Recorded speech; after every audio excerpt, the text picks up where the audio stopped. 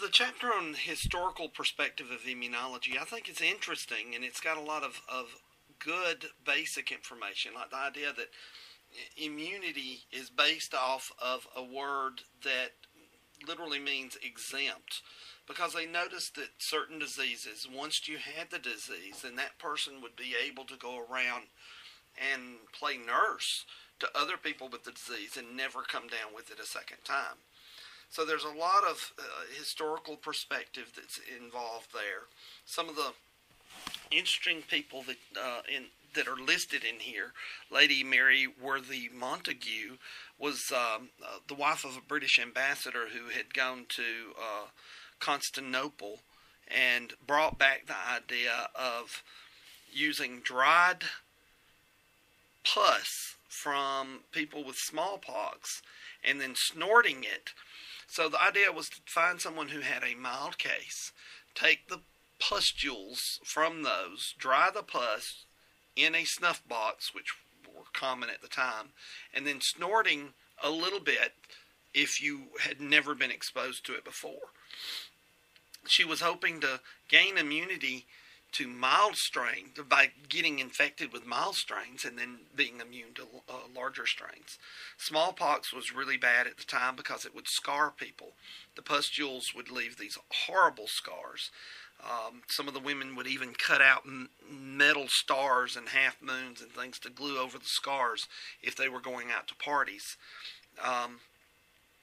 So it was not a real effective treatment, because when she brought it back to England, one of the princes tried the variolation technique that she brought back, and it turned out that he got a very strong case of the disease and died, so it was outlawed in England.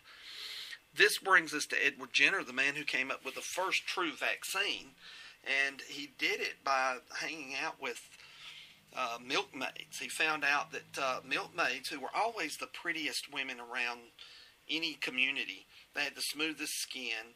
A lot of these young girls were sold into basically indentured servitude, and they were used to milk cows, to take care of the cows and work around a farm. But it turns out that they were always considered to be really pretty ladies.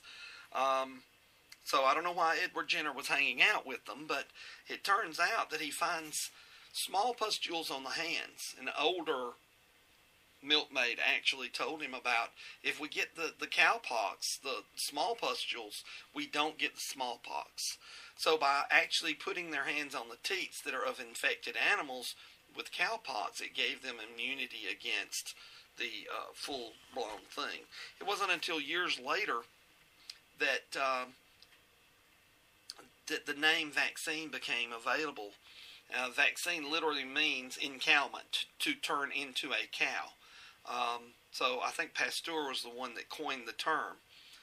The use of cowpox pus and then injecting it without syringes, they used a sharpened piece of wire to push it into the skin, was kind of a breakthrough in the field of vaccination and immunology.